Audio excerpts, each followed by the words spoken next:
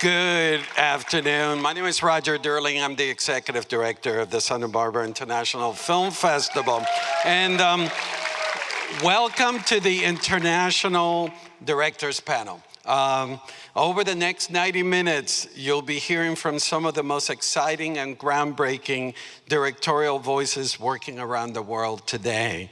What makes this panel especially meaningful this year is just how global Academy Awards have become. While all of the films that we're going to discuss this afternoon are nominated for Best International Feature, several have also crossed into the Best Picture race and other categories, with one even earning a nomination for Best Achievement in Directing. Exemplifying that great storytelling knows no borders, no languages. Beyond awards and accolades, these filmmakers represent a remarkable range of perspectives, cultures, and cinematic approaches. Today's conversation is a chance to hear directly from them about their creative processes, the challenges of bringing these films to life, and what it means to tell stories on a truly global stage. I'm thrilled to welcome them, and I can't wait for you to hear what they have to share. Please give a warm welcome to Kleber Mendoza Filho, the director of The Secret Agent. Jafar Panahi, director If It Was Just an Accident. Joachim Trier, director of Sentimental Value. Oliver Lax, director, Surat. And Kauthar Ben Hania, the voice of Hind Rajab.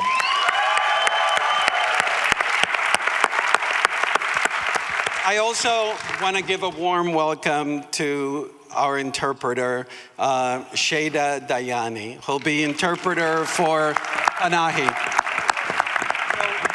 So I will talk individually with each of the directors, and then we will open it up for a discussion, everybody together. But we're going to start with The Secret Agent. But before we discuss, we're going to watch a clip, but let me give you a quick introduction.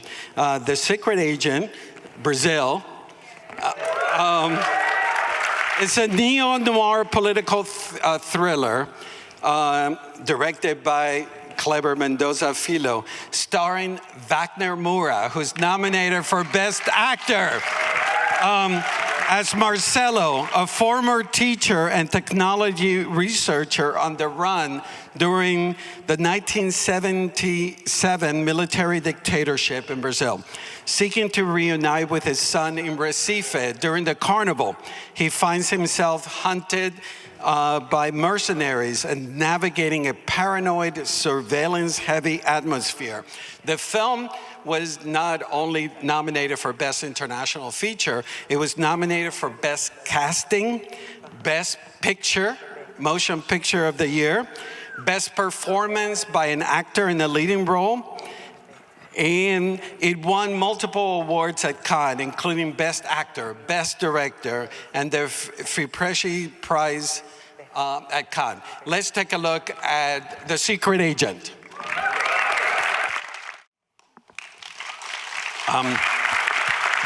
First question, we just saw that clip, the faces. We have so many characters in this movie, and they all made such a striking impression from the get-go. Recalls what, Pudovkin and Eisenstein in Russia talked about, typage. Can you tell us about your approach to casting? Thank you very much for that question. I really believe that when you make a film, first of all, you tell a story, but I think it comes with telling the story, the access the camera has to the faces. I happen to come from Brazil. We have different films from different countries here, and I believe that each and every film gives you access to the faces of each culture. When I see an American film, I'm really looking for the faces that make up one idea of the United States, and that's how I feel in terms of making my films in Brazil. The Secret Agent has over 60 characters in the film. My country is incredibly diverse, and I think it's one of the most beautiful aspects of Brazil as a nation, as a culture, is the diversity of faces. We are everything, and we are mixed. And this mixing comes from being indigenous and European and African. And I think when I wrote the script, and this is something that I had done with my other films, Neighboring Sounds, Aquarius, Bacurau, I pay a lot of attention to the faces that are going to be telling the story. And of course, I couldn't be prouder to see the faces in The Secret Agent getting a nomination for the first ever casting Oscar. So it's a beautiful thing. One of the many aspects that I'm so impressed with your film has to do with the fact that the movie is about memory and about the fact that Brazil has lost some of the memories about what happened in the 1970s. But then what is remarkable is your editing and the way that your editing in the film works the way memory works. And you use the techniques championed by Nicholas Roeg, where you let the memory guide the editing, and you use non-linear fracture technique and associative approach. Can you tell us, I know it's a heavy question, but I'd love to hear your editing approach that matches the themes of the movie. Well, I think any question with Nicholas Roeg is a great question. Thank you very much.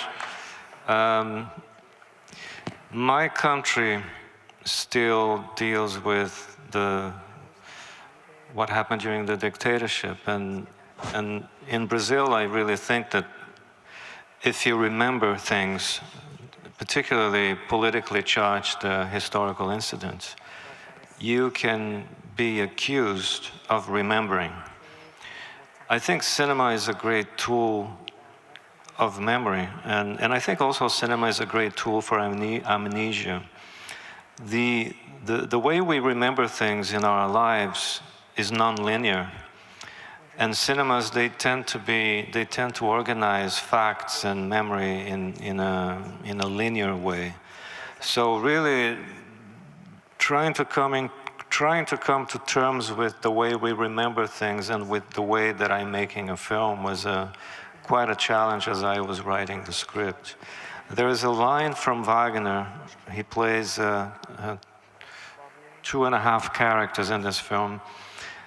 He says, I'm sorry, I told you the story in the wrong order. And then he goes back to fix the early explanation that he had, he had given. And I really think that in a country which went through so much violence in the 60s and 70s, and in 1979 went through the amnesty law, which was basically erasing everything that had happened so that we can get along. Yes. And the amnesty law in 1979, and that we can, just clean the slate and start again. I think that is, the heart of the script that I wrote for The Secret Agent.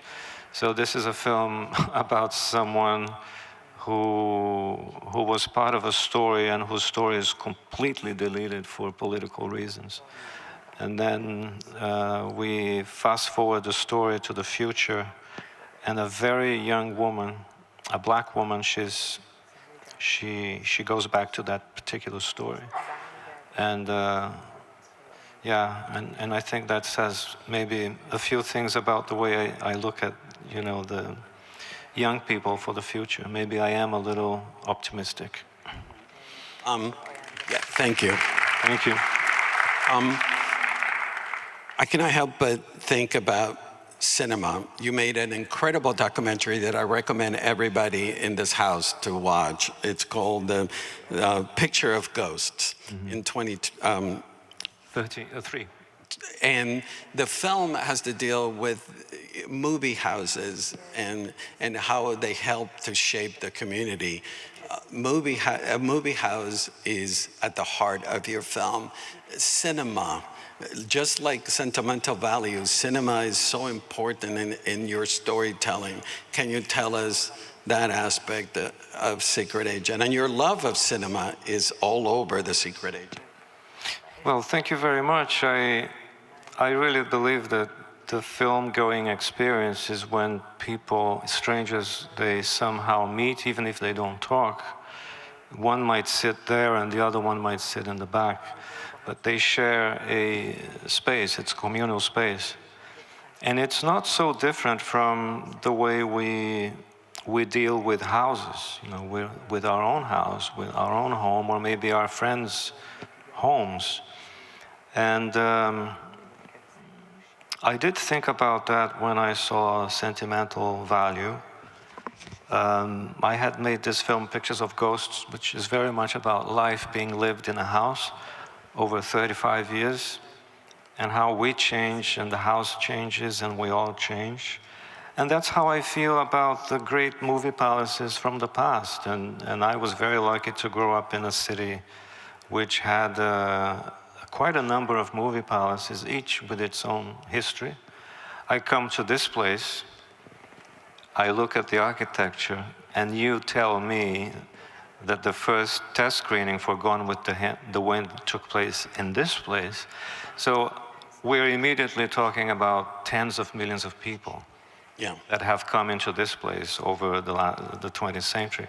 So I cannot help but think that places of congregation, this is a place of congregation, this is not a religious place, but it can be religious depending on how you describe your relationship to cinema. So these places, I think, they're incredibly important for life in society. And this is why I think we should all fight to keep the cinema-going experience alive. It should be alive for hundreds of years. Absolutely. Tell me a little bit about, I have to ask you about the hairy leg in your film. And one of the most breathtaking sequences in this past year in cinema has to be the stop animation sequence with the hairy leg. The hairy leg is a brilliant thing that happened in Recife, where I come from, which is a very kind of transgressive city, politically to the left, I would say. And at the time, the military dictatorship, they would forbid certain themes to be discussed or published in the newspaper. And two journalists, they're both still around, Raimundo Carreiro and J. Ferreira, one from the radio and the other from print.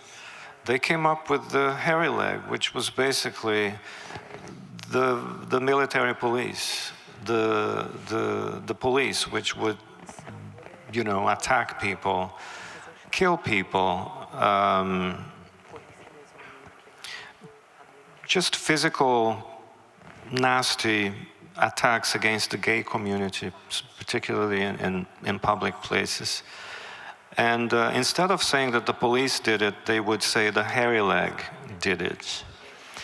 And I, as a little kid in the 70s, I remember being afraid of the hairy leg and not coming home before, coming home before dusk. And it just became a phenomenon. And for many years, I wanted to use it in one of my films. And finally, The Secret Agent is the film. And I was happy that I could work with stop-motion animation for the first time in my life. But it's such an audacious sequence. And I look at Oliver looking at me, that all of you are such audacious filmmakers. And that sequence it's out there and it works.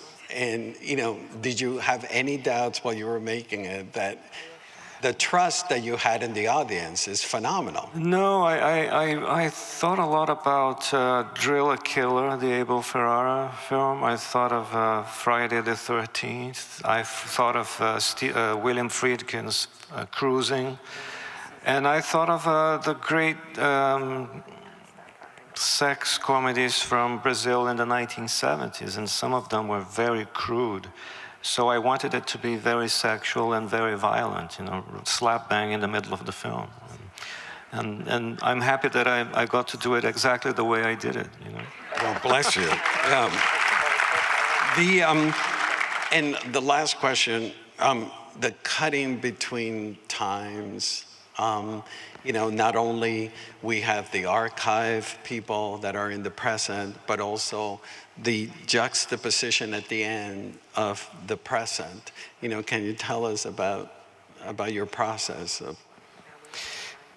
I'm fascinated by the idea that, I can give you an example. Our conversation here this afternoon, all of us here on stage, and if this is being recorded.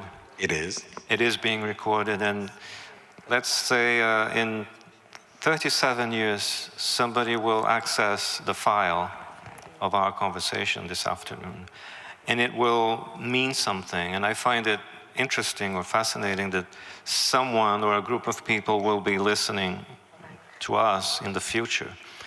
And I think, as I was writing the script, I was very much into 1977, but at some point I thought that I should break the story and I should reveal that someone is listening in the future. It's probably the fact that I'm the son of a historian, and my mother, she worked extensively with tape recorders and cassettes. And I got to listen to some of her interviews for what I hope to be a future project, a documentary. And it's so touching to listen to her voice in 1979 or 1980 or 1982. And I wanted to bring that feeling to The Secret Agent. And again, it plays now not only with the logic of narrative cinema, but with the logic of how we remember things. Yeah. Well, thank you so much, Clever. Thank you for your questions. Wonderful. Thank you. And now, it was just an accident, which is represented in France, but is directed by Iranian director Jafar Panahi. The movie deals with, it's an Iranian thriller about a mechanic, Vahid, who believes he has encountered the man who brutally tortured him in prison. Driven by trauma, Vahid abducts the man and seeks to confirm his identity with other former captives. The film is nominated for Best International Feature and Best Original Screenplay at the Oscars. It won the Palme d'Or at the 2025 Cannes Film Festival. Here's a look at It Was Just an Accident.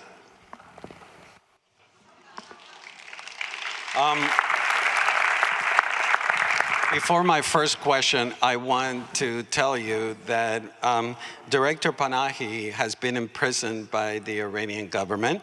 He was banned from filmmaking for 20 years in 2010. Since then, for every roadblock the government has laid in his path, Panahi has forged a staggeringly creative solution. In 2011, while under house arrest, he made This Is Not a Film on an iPhone, smuggling the content out on an SUB stick. In 2013, he shot Close Curtain at home behind cover windows.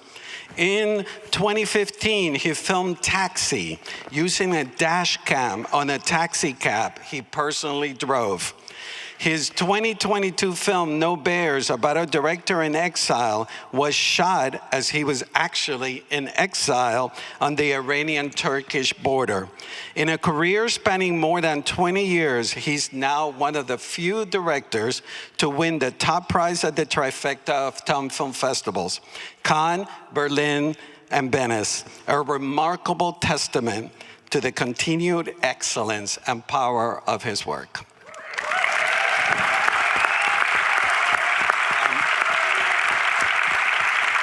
And Jafar, I mentioned the film Taxi. In the film Taxi, there's a scene in which you hear sounds and your daughter thinks that you're imagining things.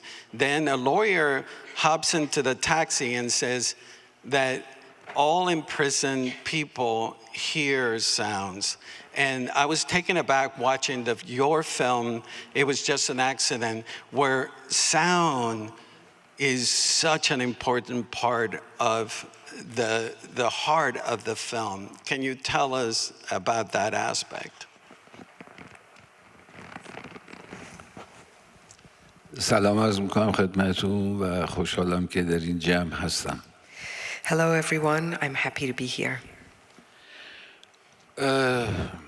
یک تجربه مشترک بین تمام زندانیان سیاسی در ایران هستش و اون اینه که وقتی اینا رو میگیرن و شروع میکنن به یک جایی بازجویی کردن، اینا رو به دیوار میشونن، چشمن بهشون میزنن و یه ورق و کاغذی بهشون میدن و حالا یه آدم پشت سرش شروع میکنه سوال کردن.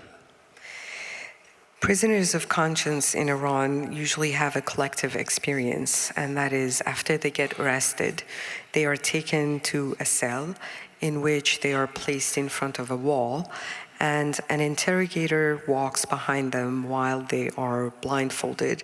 They have a piece of paper and a pen. اون لحظه واقعیت اینش که مثلا من خودم مثال میذارم، من اصلا فکر نمی کردم به اون سوالایی که به من میگفتن، بلکه همش حواسم به پشت سرم بود که از طریق این صدا بفهمم این آدمی که داره من بازجویی میکنه چند سالشه، چه شکلیه، رفتارشون پشت سر من چی هستش. I'm going to give an example of my own experience. At that moment when he was asking me questions, I really was not thinking about the questions he was asking.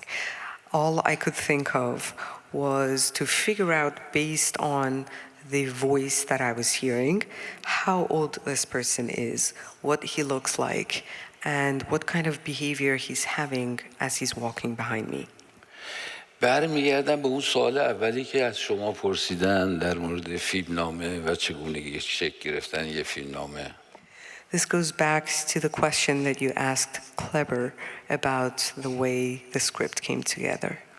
بعضی وقتا فیلمنامه زمانی شروع میشه که تو هنوز در فکر نوشتنش نیستی، یعنی فیلمنامه شروع شده به نوشتن ولی تو فیلمنامه رو نمی نویسی. Sometimes the writing of a script begins when you're not writing it.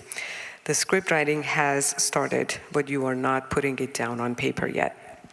این نه فقط در داخل زندان، یعنی شما میرید امروز بیرون برای خرید، میرید یک جایی، هر جایی که میرید یک چیزی یک دفعه توجهتون رو جلب میکنه یا در پس ذهن شما میمونه، یعنی از اون لحظه این فیلمنامه شروع شده که بذرش پاشیدن و شروع شده برای اینکه خودش رو نمود بده.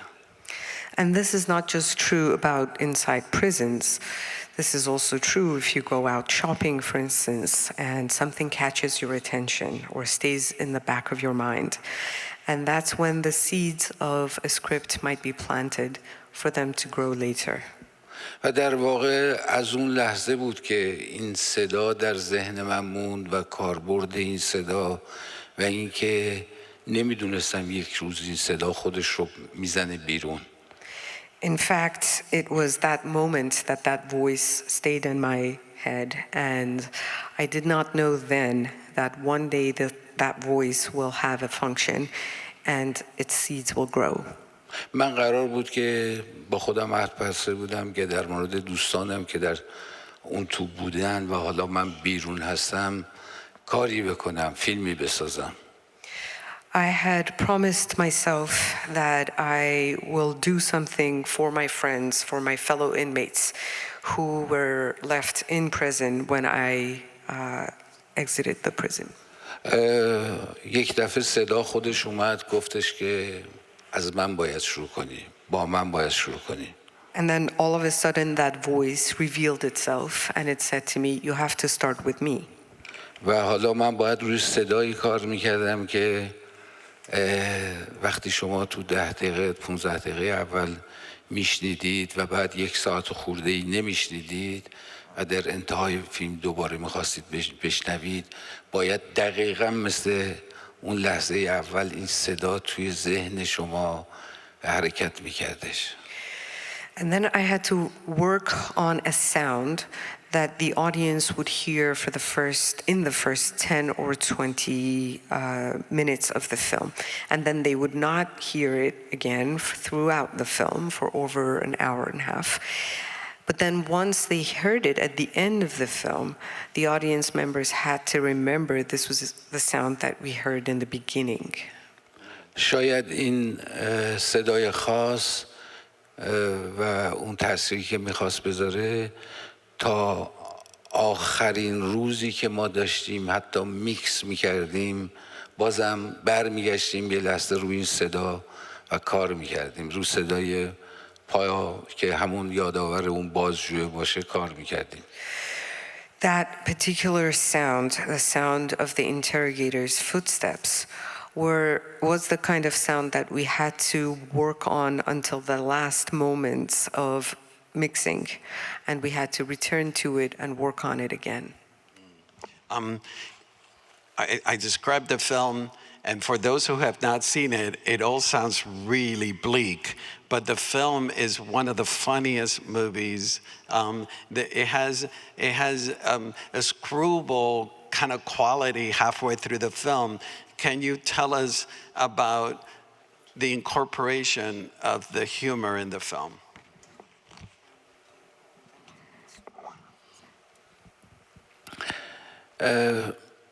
ببینید در هر فرهنگی در هر جایی بالاخره در میون غم و شادی یا هر چیزی که هست طنز هم حضور داره. In any culture, in any place, moments of sorrow, moments of happiness are also mixed with moments of humor.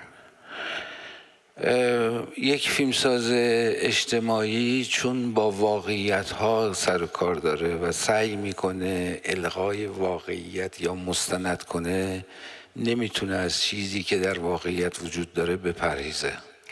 A socially engaged filmmaker is trying to document realities and therefore cannot be turning a blind eye on what the realities are.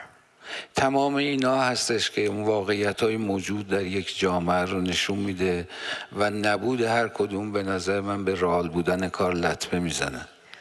All these particular elements together make up the realities of a society, and if we take away any of those elements, then the sense of realism in the film will be depleted.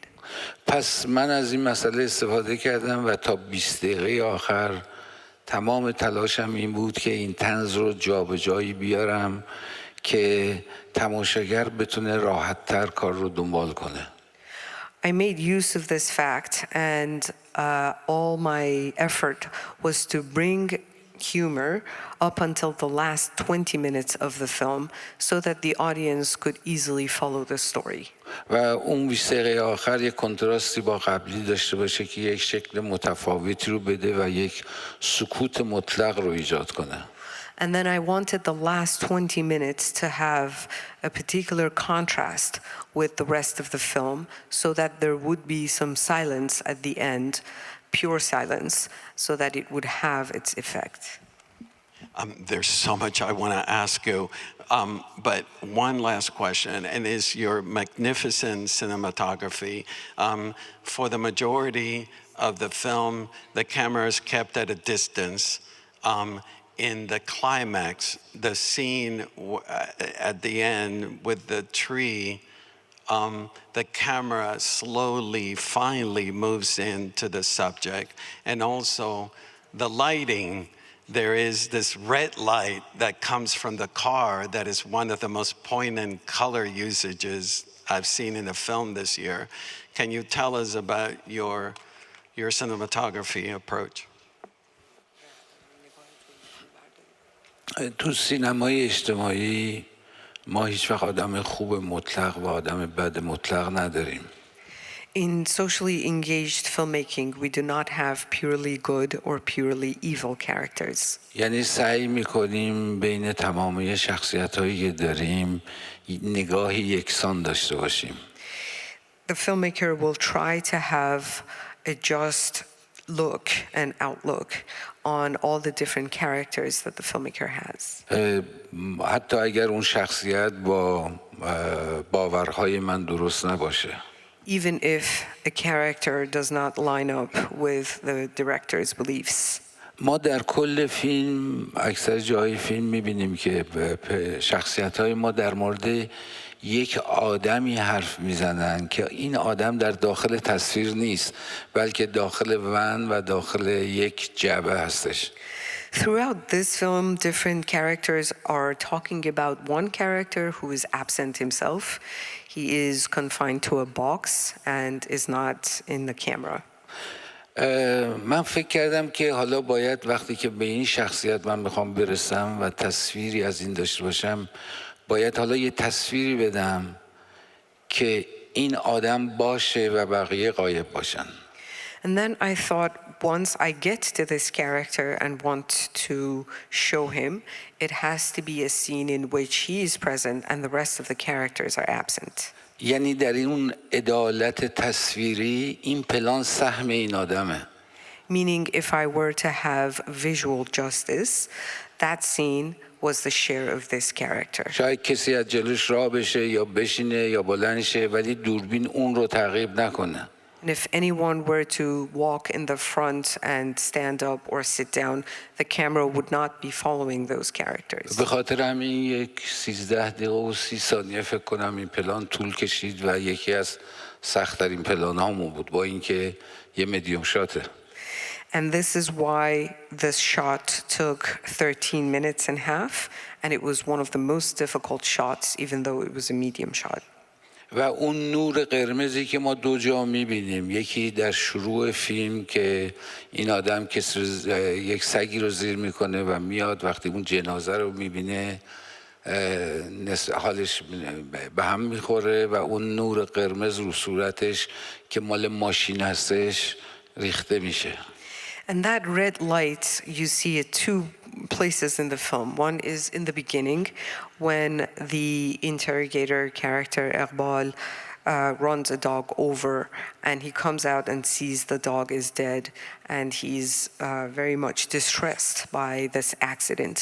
And there you see that red light splashing in his face. حالا تو اون سکانس مورد نظر نور قرمز تقریبا حاکم بر کل صحنه هستش، یعنی اون چیزی، اون ترسی، اون نگرانی که همه جا مستتر هستش. And then in that sequence of the tree, that red light is everywhere. It's covering the whole scene, and it's bringing out the fear and the anxiety that is in that sequence. Well, thank you so much. Thank you. And next is Sentimental Value, representing Norway, directed by Joachim Trier. Sentimental Value is a family drama following two sisters who reunite with their estranged, famous filmmaker father, Gustav, as he attempts to make a comeback film in their family home. It is an intimate exploration of inherited trauma, memory, and the emotional cost of using art as a substitute for personal connection. The film is nominated for Best International Feature, Best Motion Picture of the Year, Best Achievement in Directing, Best Performance by an Actress in the Leading Role, Best Performance by an Actor in a Supporting Role. 2 nominations for Best Performance by an Actress in a Supporting Role, Best Original Screenplay, and Best Achievement in Film Editing. It won the grand prize at the Cannes Film Festival. Let's take a look at Sentimental Value.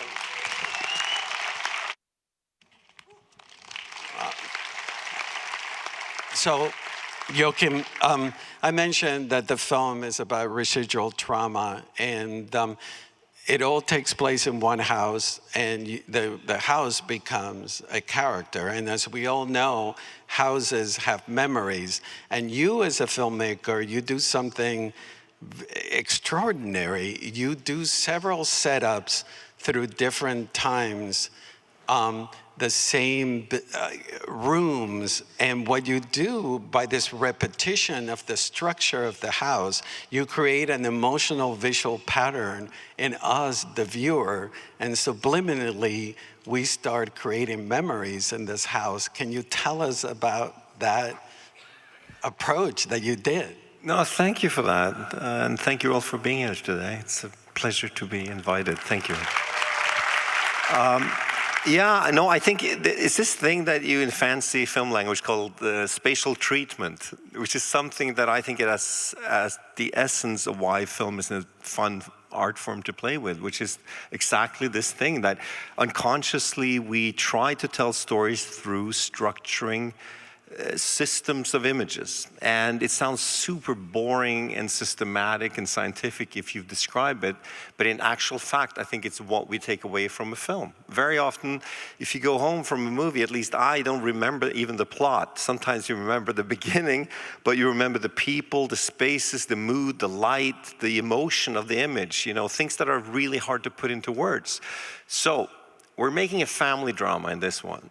And it's about these very, how should I say, unspoken aspects of family life. This family speaks about a lot of stuff, but they avoid most of the essential questions about why they are as they are, what they're grappling with. So I thought, okay, could we somehow create a system so that the house is almost like a witness to those experiences?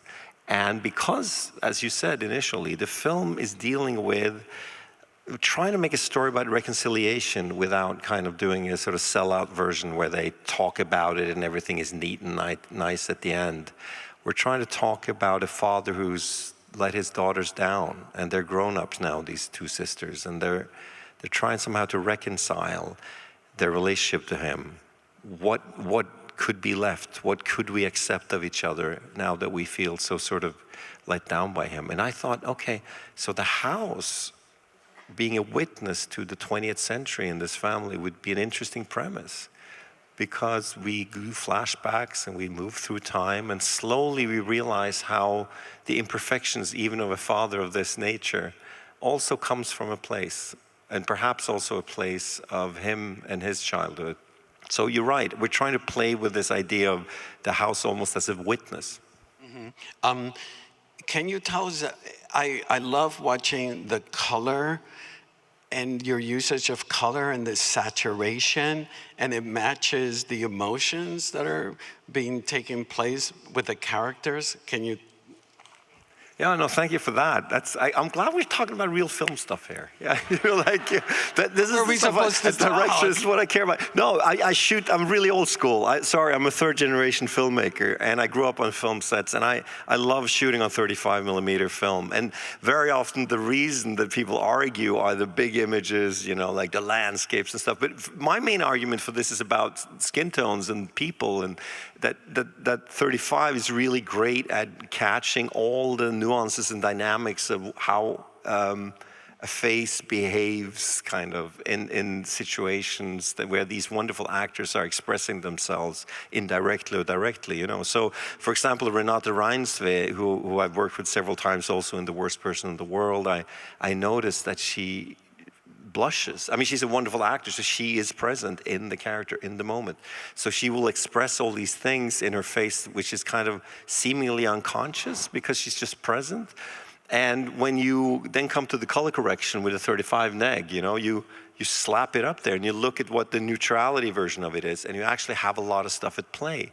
And we often talk about that we don't just shoot 35 to be fancy, but there's something about light and all those unconscious observations that we do in life that is reflected in 35 in a very nuanced and complex way sometimes, almost more intuitively.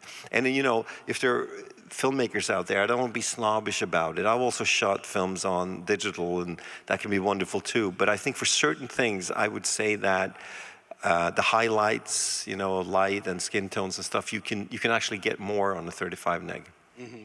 Your film balances. There is great intimacy and strong emotions in the film, but you do something that I found so intriguing, is that you still allow for ambiguity for the audience. And my question is, how were you able to balance that, the closeness, the emotions, but then leaving room for the audience to interpret and for things to remain ambiguous? Yeah, thank you for that question. I work with a big group of people, my band, I call them. Many of us have been working together for the 6 films that I've directed, and even short films before that. And some of those people, or particularly one of them, Eskil Fuch, that I always write with, my co-writer on these films, we talk a lot about what is the place we could go where we could take a risk. And this is, pardon me for more sort of personal observation on my work, but I think what I was very nervous about in this film was that I wanted to have a great directness in the emotionality of what the actors went through. So I needed to contrast it. There are moments in here where people are really going through the torment of grief, and the actors are going all in, and it would be dangerous to just do a film of intimate identification all the way through. So I needed a dynamic where we could also create breaks, chapters, you know, a feeling that the audience also were allowed to breathe and bring their own imagination into it. I think that I've said this before, and I've pardon me if I repeat myself to some of you, but there's this Louis Buñuel quote of, "I make films for my friends."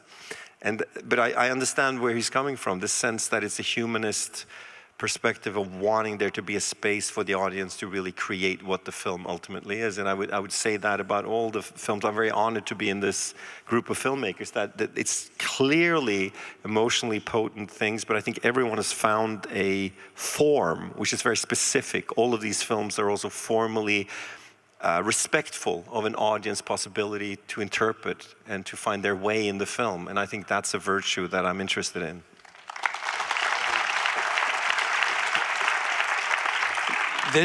Your film is also about cinema, and there are echoes in the film from your previous films, from Worst Person in the World, and there's also, you know, the narrator is an actor that was in your grandfather's The Hunt. You know, there's all these wonderful meta things that happen in the film that are constantly reminding me about cinema and the purity of cinema. Can you tell us about your take on that? Yeah, I think the film that we've made is a very personal one, but it's also personal in the sense that it's asking the question, what is the biographical in the creative act? And I know with my team that we were super scared of being too navel-gazing. Oh, it's about fancy film people, as if they were especially interesting. Some of them are. But, you know, I think it's also a wish to make a film about a family, and also a homage to cinema as an art form that we love so dearly. I'm sure all of us here on stage. But what interested me was also I've become a father since the last film I made. And I am seeing how this expressiveness and this need for narrativity is something that children, my 2 young daughters, are engaged in all the time. They'll make up stories and lie, but it'll be fun, and they'll make up, oh, I know about this thing, Dad, and it's like this, and the moon is like that, and this is how, and I'm like, wow, this is fantastic. They're expressing themselves, you know, and at some point when shame creeps in and socialization and all this stuff, we got to behave, this stuff stops. But there's some of us that keep on being these bullshit artists that try to like dance our way to create a movie and talk about our imagined world in a way. And I think it's an inherently human thing, you know? So in this family, the Borgs that the film is about, I mean, some people, the more sane younger sister kind of stepped away, but the older sister and the father are still needing this narrative aspect of expression to sustain their life. And since I'm in the US, I have to quote the wonderful American writer Joan Didion, who says, you know, we tell stories in order to live. And I think it's a human thing. So I thought I allowed myself with my team there to make a film about filmmakers and hope that it enlightens something or shed light on something. Yeah, well, thank you so much. And now we're on to Surat from Spain, directed by Oliver Lax. Surat is an immersive drama about a father and his son traversing the Moroccan desert to find their missing daughter, joining a caravan of ravers amid a distant looming apocalypse. The film is not only nominated for Best International Feature, but is also nominated for Best Sound. The film won the Jury Prize and the Soundtrack Award at the Cannes Film Festival. Let's take a look at Oliver Lax's Surat.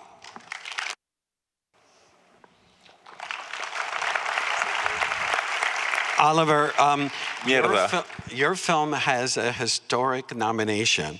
It's the first ever all-female-led sound design Oscar nomination, led by Laia Casanovas.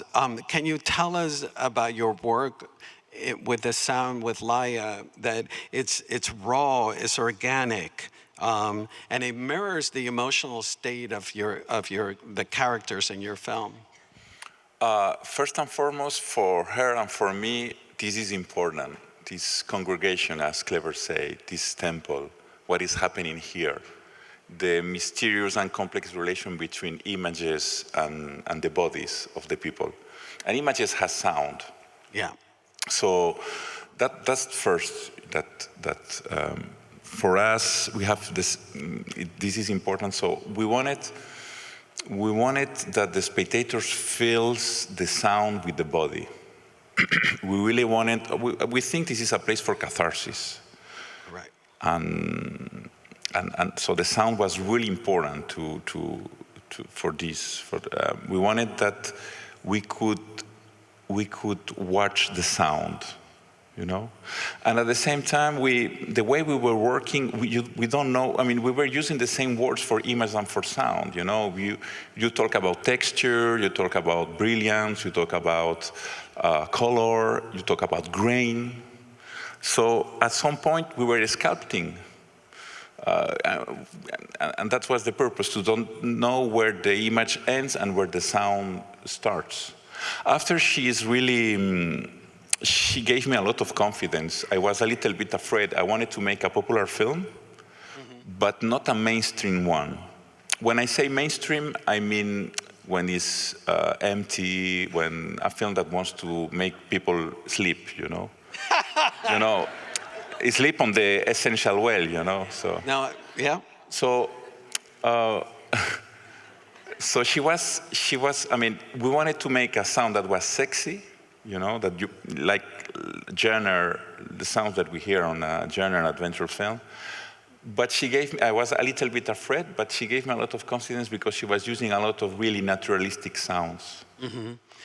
You mentioned, Oliver, that, you know, this film is one of the most audacious films and radical films I have seen, but at the same time, it's one of the most popular, exciting films. I mean, I've seen it with audiences that love big budget Hollywood movies, and they're enthralled by their film. You know, can you tell us about navigating that radical, audacious aspect, but at the same time making it very accessible and exciting for audiences?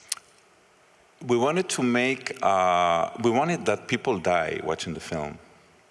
That was the purpose of the film. And people who watch the film know what I'm talking about. You die when you watch Surat, in a way. And because we think that is a healthy thing. It's something we have to do more to die, you know. To die before dying, to practice, to test our final death, in a way. So, I don't know, at the end, it's all about, you know.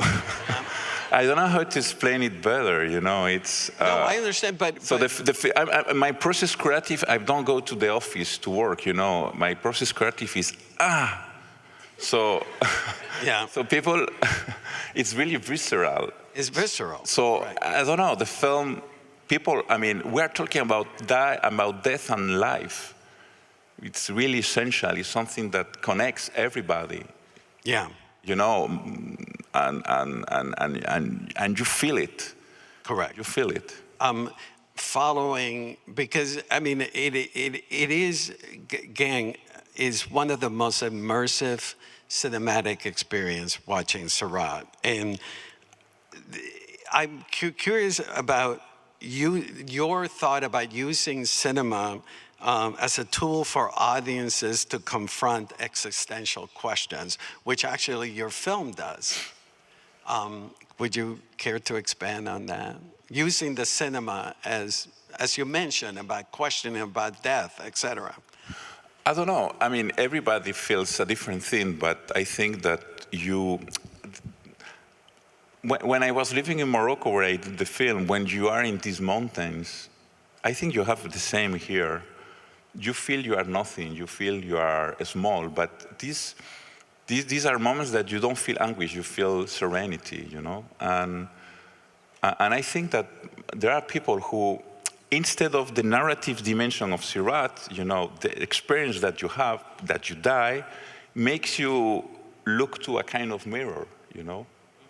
I think, hopefully, you feel more alive after watching the film. This is the mystery of existence, you know, that sometimes it's through death or through pain that we are more free. Mm-hmm. We're used to seeing films that show us landscapes just because they're beautiful. You used landscapes I don't recall seeing anybody use landscapes the way you do, where the nature appears to be challenging the characters and us as an audience member. You know, I'd love to hear your take on that. Yes, I'm one of these people who feels that we are living on a magical world with rules, a world where reality, nature or not nature, is taking care of us all the time, sometimes shaking us. Yes. And yes, when we are in nature, we feel this. We feel this estrangement, this magic. We feel that things are inhabited. Hopefully people feels it watching the film too, you know. I think we evoke this rule of existence in Surat, you know, that life, nature, whatever, God, whatever you want to tell it, sometimes don't give you what you are looking for, it gives you what you need, you know. And sometimes what you need, it's tough. Yeah, the same you can say for cinema, that, you know, sometimes it gives you stuff that you were not expecting. Your film is remarkable, and I will never forget seeing it. And it needs to be seen on the big screen with a great sound system. I agree with you, but a cinema is not just because of the big screen and the good sound. It's because there is a subtle relation between all of you in this congregation. We are exchanging energies. It's not the same. So I agree with all of you that we have to protect radically theaters. Thank you. Thank you. Thank you very much, Oliver. And now is the voice of Hind Rajab from Tunisia. It's directed by Kauder Ben Hania. It's a docudrama hybrid that reconstructs the tragic 2024 Gaza incident where 5-year-old Hind Rajab was trapped in a car under fire, surrounded by deceased family members. The film blends real audio recordings of her distress calls with dramatic reenactments, focusing on Palestinian Red Crescent volunteers trying to save her. The film is nominated for Best International Feature, and it won the Grand Jury Prize at the Venice Film Festival. Let's take a look at the voice of Hind Rajab.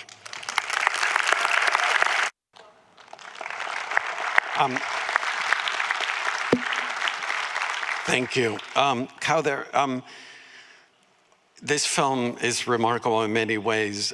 With sound, with your usage of sound, you take us to a different geography. We're watching the characters in the Red Crescent office, but the voices and the recording take us to other places. Can you tell us about navigating that aspect of the film? First of all, thank you for all of you for coming to listen to us. It's the Super Bowl outside. I don't know what are you doing here. Are you even American? I'm so grateful to be in this panel because, first of all, I have a lot of admiration for those great filmmakers. I mean, Kleber, I love his vision, political precision, and Jafar, I love the way he works cinema and his craft, Joaquin, his sensitivity, the human fragility, and Oliver, I love the dialogue with death, between life and death, the transcendence, yeah, exactly. And those are themes that are very dear to my heart. And you are talking about the sound. In general, my movies start with an image. This movie started with the sound, the voice of this little girl, which is a document. This document wasn't recorded to move us. It was recorded because it happened, because she was with the Red Crescent, which is a call center, and they record their conversation. Yeah, I mean, what I love in cinema, when you have the sound and the image saying two different things and building a world, you know. It's a movie in one location, which are the offices of those who listened to the voice of Hind Rajab. But you have another location in the sound, what this little girl is saying about what is happening around her. So when I started working in this movie, I knew that this recording will be the backbone of the movie. And I was thinking about the image, because the sound have already images on it. The main idea was to do the most respectful, but at the same time impactful movie, and the idea to stay with those who listened, like us mainly, because those who listened, those dispatchers from the Red Crescent, in a way represent us all around the world. They are not in Gaza, actually. They are in Ramallah, which is in the West Bank, on the other side of Palestine. And they are a little bit like us because we receive what is happening in Gaza. We hear what is happening in Gaza, but we feel helpless. So I needed to explore this feeling of helplessness, although they did everything in their power to save this little girl, and they paid a very heavy price because they lost two colleagues. So yeah, it's a movie who started with the sound, but it gave me the possibility to stay with those who listened, with those who are tasked with this noble, mission, which is to save lives, but they can't. You do so many things that are remarkable in this film, but one that I have to point out where there are bursts of reality where when Omar and Rana realize that Hind is not alone in the car. And then we watch the actors listening to the real counterparts react to what is happening. It is such a mind-boggling scene. How did you arrive at that moment? It was a very risky choice. I was scared to death because it's a real story. I have a responsibility. And as I said, I needed to be, I was really impacted by the voice of this little girl, and I needed to share what I felt with the audience. So how to do this with the tools of cinema? I've been always interested in my previous work, when I'm thinking about a real story, how to represent it in cinema and using all the tools of cinema. So in this movie, we have the backbone of the movie, as I said, is this document, the sound, the conversation with this little girl. And I needed actors to go back to this moment when she was alive to show why they couldn't save her. What are the systems? It's a movie about war, but we don't see anything of the war, we don't see a drop of blood or a gun. It's about the violence of the system, because this little girl is trapped in this car surrounded by the dead body of her family, and we have an ambulance 8 minutes away. So the question for any normal person is, why don't you send the ambulance, which is 8 minutes away? So what I needed to show in this movie is another type of violence, which is the legal violence, Those who are dominant, they impose their laws, and you have to follow them. So all this is to say that when Omar and Rana, the two characters, are listening to this voice with the audience nowadays know what is an actor, So for me, it was very important to tell them, those are actors, the voice is real. And at some point, actors can't act. They stop acting, because listening to the voice of this little girl is so painful. They can't act, so they stop and they listen to the original audio of the character they are trying to portray. And I like this meta side of cinema, because it's a dialogue with the audience to tell them, come through this actor, listen to this voice, and even the actor can't help you, to listen to this voice. They need also to listen to the voice of this girl, and I can relate to what Kleber was saying about memory, when you listen to a voice in the past and you try to understand. And I had this with actors, because I needed also this contract with the audience to tell them, because when you see the story, you think it's a thriller or a rescue mission, maybe, like a Hollywoodian movie, It's not, it's real. So I needed to remind the audience it's real, and the actor, they listen, they stop acting till this moment at the end when we see the real person, in the phone scene. For those who saw the movie, they will remember it, where we see the real dispatcher in this center realizing what just happened to their colleague sent to rescue this little girl. Wow. One last question. I could go on talking to each of you for all day. There is one sequence also where Mondi, the senior member of the Red Crescent, draws on the office the journey to save Hind. And how did you come about that moment? Because it clarifies to us, the audience, what the geography and what the Herculean effort to help Hind. Can you tell us about that moment? He draws it on the wall. Yeah.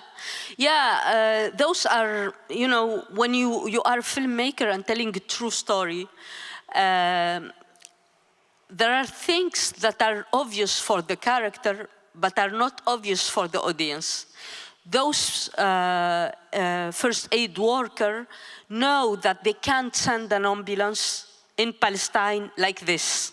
They need the approval of the Israeli army, otherwise the Israeli army will bomb the ambulance. So they need safe routes approved by the Israeli army, and they need the green light so they can send their ambulance. And this process, you have a lot of intermediary, They can't call the Israeli army and talk directly to them because of the political context. So to explain this to an audience, because for us, when you have a child pleading for her life and you have an ambulance, you send the ambulance, what are you waiting for? So I needed to explain this to the audience and how you do the mise en scène of the explanation, which is, it's pedagogy, and it's always not beautiful in cinema. So you have to come up with the idea of mise en scène, how to do this. So we have this uncle living in Germany, wondering why don't you send the ambulance right now? So you have Amr, the actor, portraying Mahdi, who tried to explain to him with all the anger he have that he can't send the ambulance. And this is why, and he draw, because the real Mahdi, when I talked to him, I was in this position. I told him, explain me the process, how you can obtain this safe route from, and he tried, doing big gesture to explain to me, I will explain it to the audience. And I was like, this is the way I need to explain it, So he was doing circle and circle like infinity, it's a nightmare. And I was thinking that it's 8 minutes away, He was doing circle like infinity, loop. And for me, it was a beautiful image that can do the job for explaining to the audience why they can't save this little girl. Wow. Well, thank you. Thank you so much. We need to wrap at 3:30 sharp, but I want a question for everybody to talk. And I want to quote Jafar Panahi mentioned that he does not make political films, he makes human films. And all of your films deal with politics, not directly.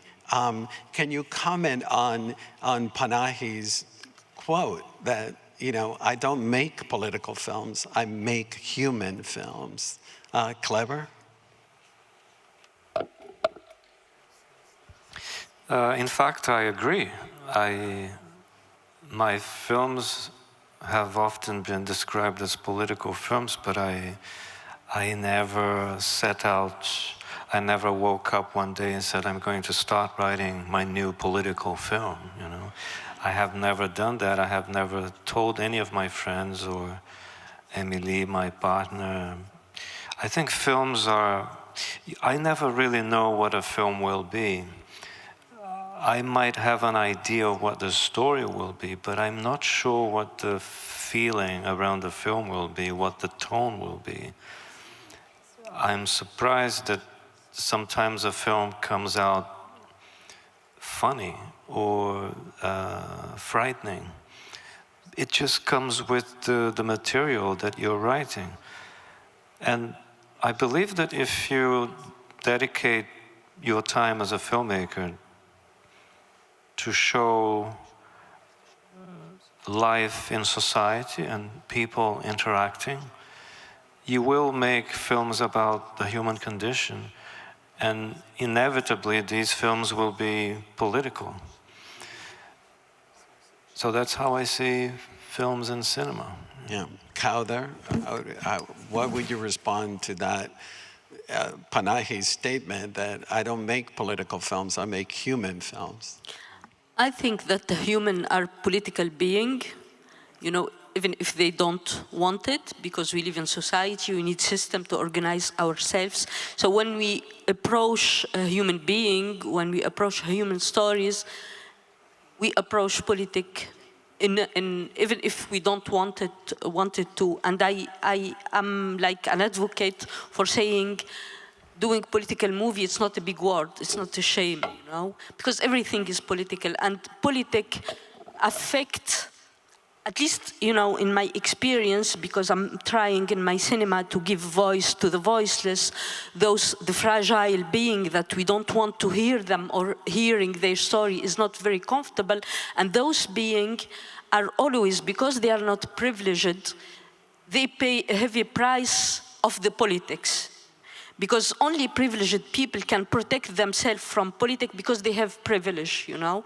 But when you don't have privilege, politics impact you in your body, in what you eat, in how you live. So for me, you know, it's important to see behind, you know, our relationship as a human being, dominant, dominee, the oppression, the structure of oppression, the politics behind it, and how it can affect some people, and how can other people can protect themselves with their privileges.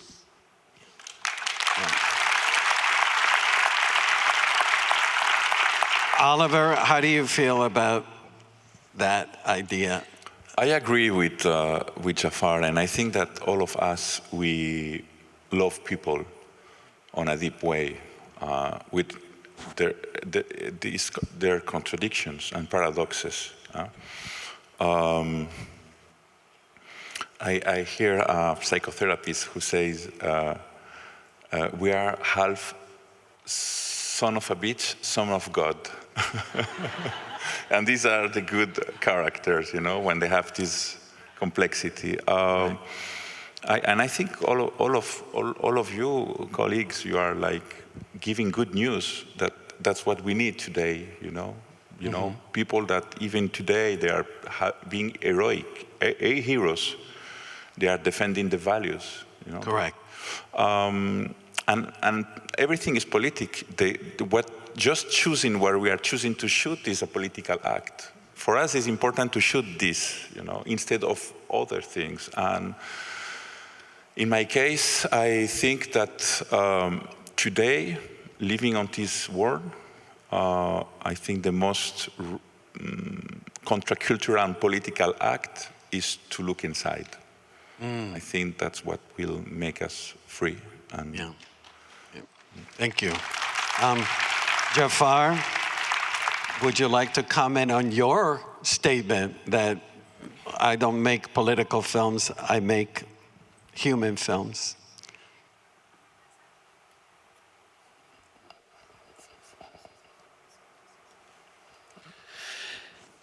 بیایید اول تعریف کنیم سینمای سیاسی چیه تا بعد بتونیم به اون نتیجه برسیم. Let's first define what political cinema is so we can have a better conclusion.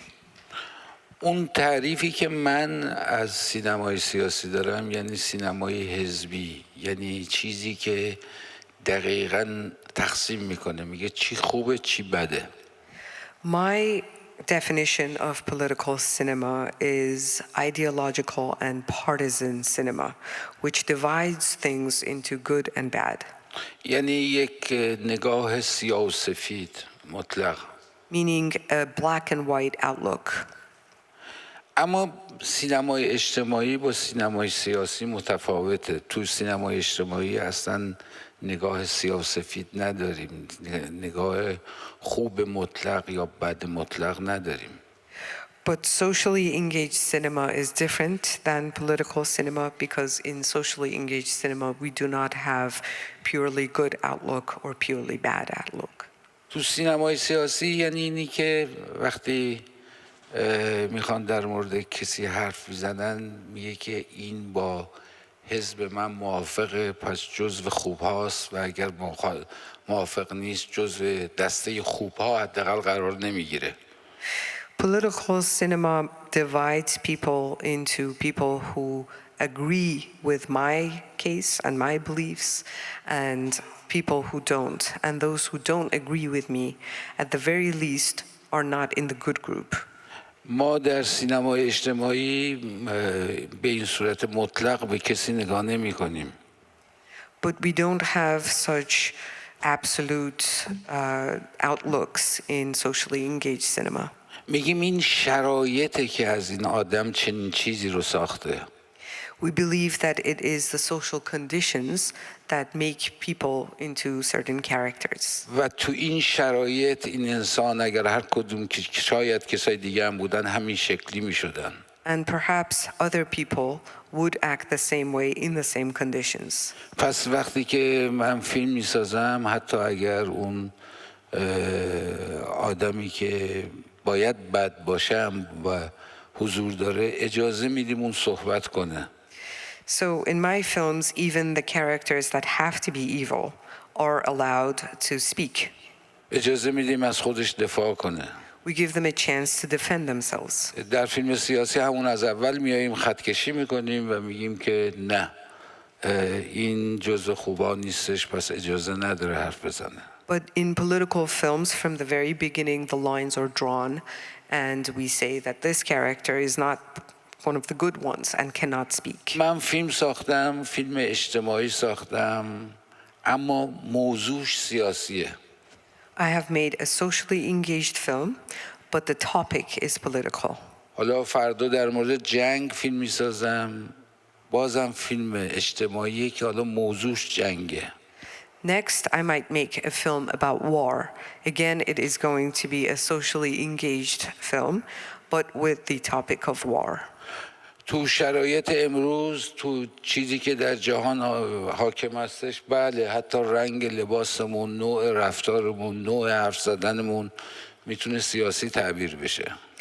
In today's world, in the mood that is dominant in the world, even the color of our clothing and the way we speak can be interpreted politically. به خصوص که جهان داره به سوی میره که تو رو وادار دارن میکنن که خودت رو یا قطب اینور بدونی یا قطب اونور. Especially because the world is moving towards a place that forces us to be polarized. انگار اون وسط یه آدمی نمیتونه واسه و ببینه که اینور اونور چی میگن. As if no one can stand in between and see what is being said at different poles. سینمای اجتماعی درست اون وسط واسطه. Socially engaged cinema stands in between. Thank you. I want to thank you, Shada, for being here to interpret. What a great job. And to each of you, you five are so remarkable. It's the most incredible group of five best international feature directors I can recall in a very long time. And it's such a privilege to have had you here with us. A great, great honor. I mean, I could go on talking to you for another 2 hours. Thank you for being here. Thank you. Thank you, everybody.